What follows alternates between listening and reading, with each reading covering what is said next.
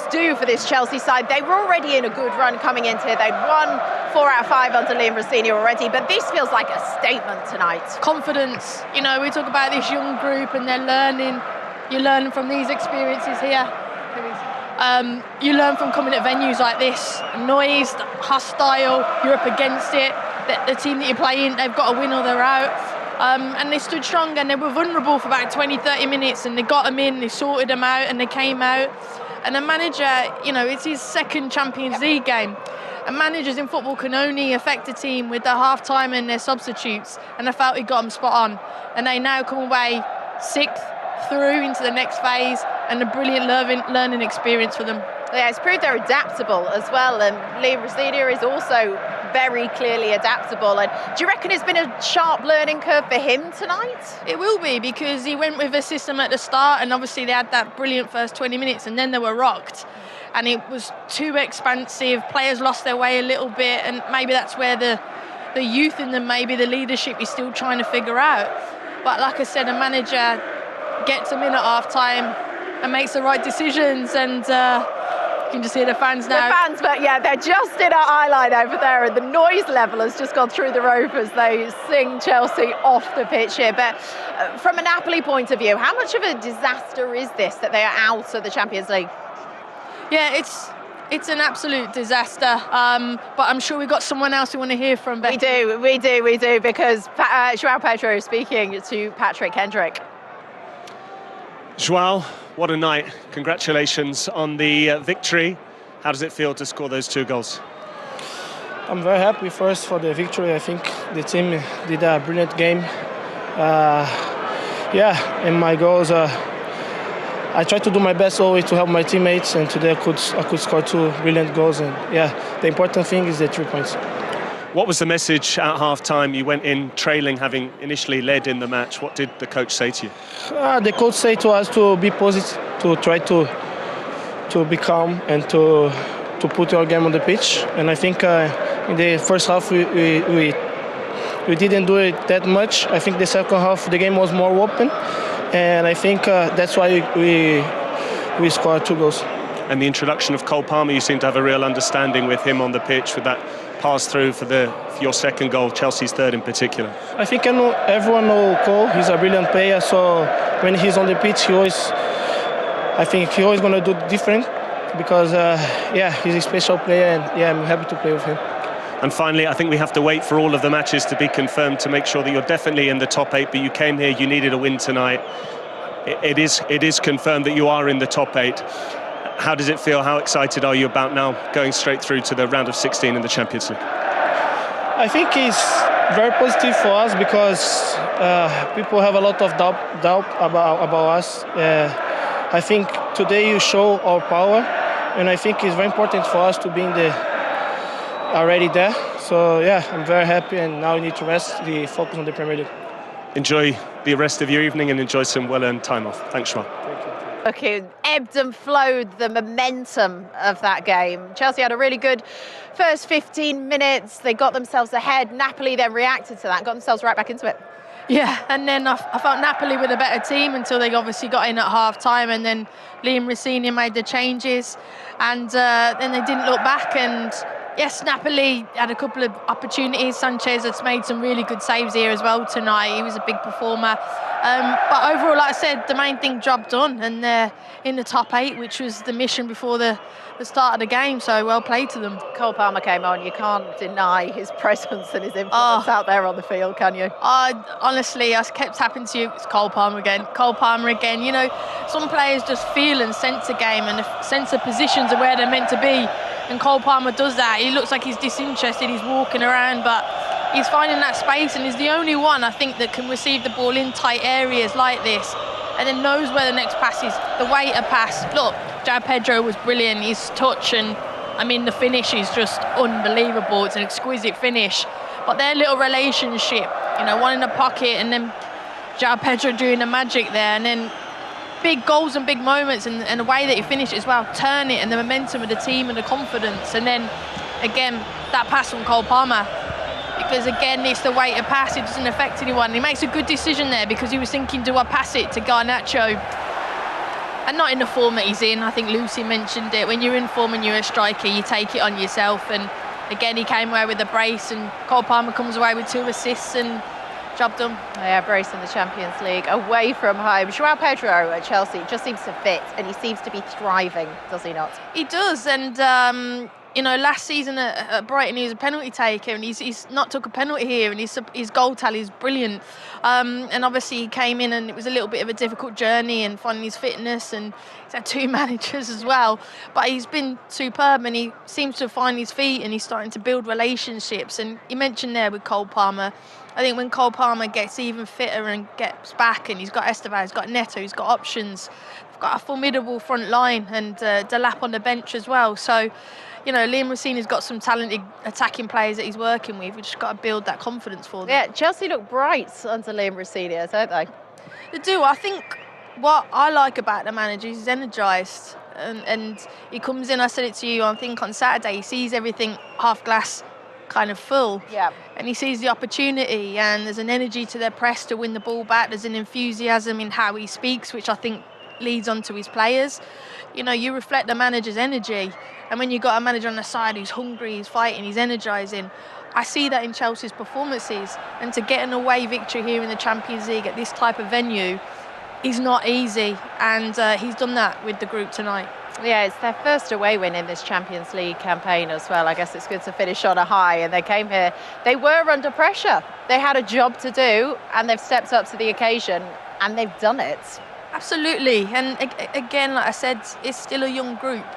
You know, you don't, experience comes by going through things and learning and making mistakes and making errors. And the same probably for Liam Rossini tonight. Maybe in the selection that he went with, you know, he would have thought, oh, I've got to change it. But like I said, managers, you have a choice. Do you let your team keep suffering, or do you make the changes? And he absolutely did with the substitutions and the formation switch. It's worth noting Chelsea is still in all 4 competitions this season. So this second half of the season for Chelsea could be pretty special. It could be, and that's why, again, winning here is important because of missing those 2 games. When you've got so many games and you're fighting across multiple competitions, that rest, that recovery, that pitch time, especially with a new manager, is vital. So they're in a strong position. It is the business end of the season. I love that Cole Palmer's coming back towards the business end of the season as well. Keep him fit, and the confidence is growing in this group. Is that a key to keeping Cole fit? Just managing him. He's a human being as well. He's a young player that's played a lot of football matches, and you know, you want to keep him fit. Also, as an England fan, I'd love to see him fit and healthy at the World Cup. Yeah. There's a selfish part of me in it as well as an England fan. Yeah. But he's their main player. He can do things tonight that, no disrespect, some of the other Chelsea players can't do. So you want to get him on there, and that was a good kind of exposure for him tonight. Brilliant. As you pointed out, great night for Lisbon. Not that they will want each other to do well, but Sporting and Benfica have performed heroics. Biggest disappointment tonight is that Sporting are through, and Sporting's biggest disappointment is that Benfica are through. But they've both done brilliantly. I mean, at that moment, you thought Benfica were done. Yeah. And for it to happen in that last kick of the game, 7th or 8th minute of 5 minutes of injury time, just against Real Madrid, is extraordinary. Yeah. It really is. It really is. And the biggest thing of all, beating Real Madrid, goalkeeper scoring, Rory the Rover stuff, it qualifies them. Exactly. Knocks Marseille out by 1 goal. Yeah. So, the Mourinho factor, the whole thing's remarkable. But it does make it sound like they sneaked through. They battered Real Madrid. Right. Yeah. They shouldn't have needed the goalkeepers to score in the last minute to do that, because they were 2 or 3 goals better than Real Madrid tonight. Yeah. I don't think domestically they've been pulling up any trees either.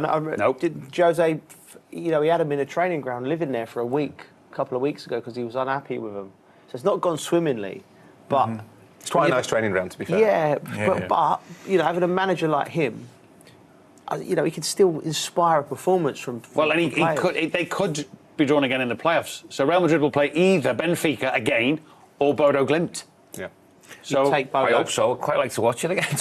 Yeah. If tonight's any kind of guy, and of course Real Madrid were missing players with the 2 sent off tonight. But what's brilliant is that Jose wouldn't let there be any bad blood. He wouldn't use that at all in the build-up. He'd just, you know, walked under the bridge, wouldn't he? Bodo Glimt's last two victories. Yeah. Let's not forget that. Yeah. And do you want to go up there in February? That's what I mean. Big coat territory, but even for you, big coat territory. Chelsea went to Naples and did the job, and in the end, in a bit of style, João Pedro to the fore. It's a great performance. I said this isn't a Napoli team of 2 years ago where they They were blitzing everyone in Serie A, but it's an Antonio Conte team. They've got quality. Liam's still getting his style of play, but the one thing is the character, really. You know, I would have thought a Chelsea team going behind could have got rolled over a few months ago. So he's instilled something in him. He did call it as well before the game, didn't he? He did say we might have to wait till late on if the game's in the balance. Napoli might start taking a few more risks, and then that might be the opportunity to win it. So tactically, you know, he's been spot on, to be fair to him. Fair play. Let's hear from João Pedro, scorer of 2 excellent goals tonight. Here he is post-match. João, what a night. Congratulations on the victory. How does it feel to score those 2 goals? I'm very happy first for the victory. I think the team did a brilliant game. And my goals, I tried to do my best always to help my teammates, and today I could score 2 brilliant goals. And the important thing is the 3 points. What was the message at half-time? You went in trailing, having initially led in the match. What did the coach say to you? The coach said to us to be positive, to try to be calm and to put our game on the pitch. And I think in the first half we didn't do it that much. I think the second half the game was more open, and I think that's why we scored 2 goals. And the introduction of Cole Palmer, you seem to have a real understanding with him on the pitch with that pass through for your second goal, Chelsea's 3rd in particular. I think everyone knows Cole. He's a brilliant player, so when he's on the pitch he always because he's a special player, and I'm happy to play with him. And finally, I think we have to wait for all of the matches to be confirmed to make sure that you're definitely in the top 8, but you came here, you needed a win tonight. It is confirmed that you are in the top 8. How does it feel? How excited are you about now going straight through to the round of 16 in the Champions League? I think it's very positive for us because people have a lot of doubt about us. I think today you show our power, and I think it's very important for us to be already there. So I'm very happy, and now we need to rest, focus on the Premier League. Enjoy the rest of your evening and enjoy some well-earned time off. Thanks, João. João Pedro with Patrick Kendrick, and we're hoping to hear from Liam Rossini very shortly, who's going to join the team out in Naples. Just to mark your card, though, from a Chelsea point of view, their round of 16 opponents, potential opponents, one of Monaco, Qarabag, PSG, Newcastle. So, with respect, suggest, you want one at the first tie, don't you? You do. Yeah. But that potentially means, because that, to be fair, obviously for both PSG and Newcastle, it's been quite a disappointing evening to miss out on the top 8. But for both of them, they'd look at Monaco and Qarabag and think they'd be heavy favourites to go through. Yeah. But for Chelsea, you either get PSG, which isn't great, or you get an all-Premier League tie. And there might be a few of those because so many have gone through. Let's, as promised, go over to Naples, where Liam Rossini is waiting to talk to Becky Ives and Karen Carney. Congratulations. This feels like a big win for a number of reasons, but just tell me what you thought of what you saw out there. I thought the character of the players, their resilience in the second half, the reaction to going behind was so positive. All the things I'm asking for. I wanted to go aggressive in the first half. We had win-back moments in their half, but at the same time, the distances were too big. So we corrected it at half-time, then I made personnel changes. João Pedro scores a magnificent goal. It's a magnificent performance from him. He's given that to me since I've come to the club. So all in all, just delighted that we're through, delighted it's the first time a team's won here for a very long time. So for the lads to come from behind and show that character makes me a very, very happy head coach. What were the learnings for you as a coach I'm coming learning in? all the time about the team, about my team, about what we're capable of, about what maybe I need to tweak and adapt for them. But I really wanted to be front-footed today. I wanted us to go out and try and win the game, which was so important. And in the end, we did in probably a different way than I expected. Was it good to then bring on Cole Palmer and Chalobah for the experience as well? Because they're still young, but they're leaders within your group. I thought Jamie Gittins came on and made a huge difference. I had to take him off at the end just in case the big Lukaku's on. I needed an extra defender on the pitch in that moment. Garnacho made a big difference. I've got outstanding players. I've got a group and I trust them. I've told them that. And the subs are always the players that make a difference in the big games. Also, Liam, it's bought you time. We spoke about this. It's bought you time. Yeah. You don't have to play those playoff games. No. How much value do you place on that? Massive. that's huge for us to be able to really work with the players on the training ground, because honestly, the schedules meant we've played, we've recovered, we've prepped a game, and then we've gone again. So to actually work with the players on the training pitch and for them to understand what we want to do as a staff with them would be great, and I can run them and get them fitter as well, which would be good. Was it possible to enjoy that tonight? The end of it? Yeah. Nah, you do. You have to enjoy this job. We're the luckiest people in the world to do this job, whether you're a coach or a player, to do something you love and get paid well for it. Very privileged, and you have to enjoy these moments, but we want more. And we have huge games coming up, starting with West Ham on Saturday. You could potentially have a team like PSG in the... How exciting would that be? You see everything so positive. That's why I said, how excited would you be? You're in the Champions League, so at the end of the day, you have to win this competition, you have to play against the best, and you have to beat the best. So whoever we play, we'll give it our best shot. I'm just delighted that we're through in this manner, and then we focus now on a really big Premier League game, and then a huge game in the League Cup semi-final after that. Absolutely, a brilliant win tonight. Congratulations to you and your squads. Well Thank you so much. You. Well done. Thank you. He sounds a little hoarse, as you'll know can happen, particularly when you're screaming at your players from the sidelines. I think you've both done a bit of that, haven't you, down the years? And there are those 4 opponents then that they could face. Well, one of them will be their round of 16 opponents. So, yeah, well, as he said, you know, to win the Champions League, you've got to at some stage knock some of the best teams that are in or out. You can see he's still emotional during the interview. It's a big night for him, because there would have been a lot of questions asked tonight. People were saying before this game, this is his real big test, and he's passed it. I wouldn't say in flying colours, but I think tactically and the way Chelsea went about the game, the manager and the players deserve a lot of credit. Yeah, got the early pen from the Jesus handball, tucked away by Enzo, but then came Napoli, Joe. Yeah, Vergara with that brilliant bit of skill. Brilliant bit of skill, wonderful, ingenuity, and he tapped it away, and then Højlund again gets across him, had a really clean finish. But then this goal here, bang. You know, just taking it away the extra touch, and that's a wonderful strike. And this one weren't bad either. Just moves his feet, gets out his feet to the right-hand side, defender can't get across, and he goes through his legs, they're underneath him. All he's trying to do is get a wee half yard to get the shot away. I mean, they are injury-ridden, Napoli, but they haven't lost at home for 13 months. Yeah, and it's 2-1 down. The hostile environment, that's the character and the resilience and the personality that Chelsea showed tonight. So, you know, a lot of teams would have went under at that point. You've been in them hostile atmospheres. It's not easy. So I think I heard in the interview he said he brought Gittins on and then had to take him off because he felt he needed an extra defender. I mean, even those things, they're little important ways that a coach says...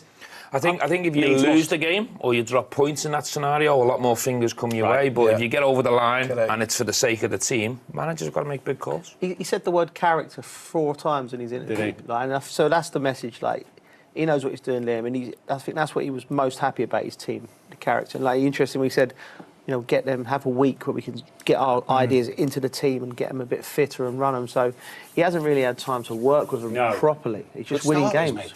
Well, a brilliant start, Matt. Fantastic start. But you could tell, listening to the interview there, clearly emotional and so happy, and so he should be. But equally, probably the most important thing for him, getting through and missing those couple of games, you could tell he wants to get in the training ground with his team, doesn't he? Yeah.